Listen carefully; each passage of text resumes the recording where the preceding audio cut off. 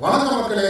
தமிழக வெற்றி கழகத்திற்கு எப்படி இப்படிப்பட்ட பேச்சாளர்கள் கிடைக்கிறாங்கன்னு தெரியல. பாயிண்டா பேசுறாங்கப்பா. முதல் முறையாக இருக்கிற தமிழக வெற்றி கழகம் 2026 ஆட்சி செய்யும். போடு.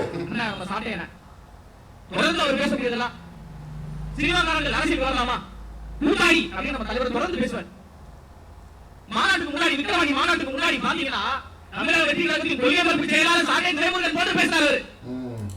ஏன்னா அப்ப 2 பேரும் ஒன்னா சேருவோம், நம்ம 2 பேரும் தான் ஒன்னா சேரணும் அப்படின்னு ஒரு கான்செப்ட்ல இருந்தாங்க. மிகப்பெரிய ஒரு உச்சத்தை விட்டு வராரு. தலை சேர்ந்த ஒரு மனிதர்.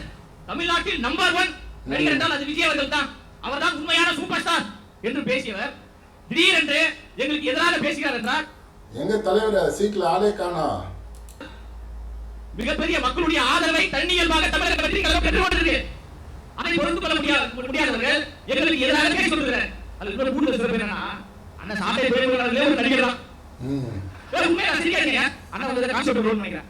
அந்த இவர் பேசுற பேச்சுக்கு எஸ்கேப் பண்ணிக்கிறார் போல இத. அந்த வேலை வரும் நினைக்கிறேன். அப்போ அண்ணா சாட்டை துரைமுருகன் அவர்களும் கூட்டாளி தான் சினிமாக்காரர் தான் என்பதை எல்லாரும் புரிந்து கொள்ளுங்க.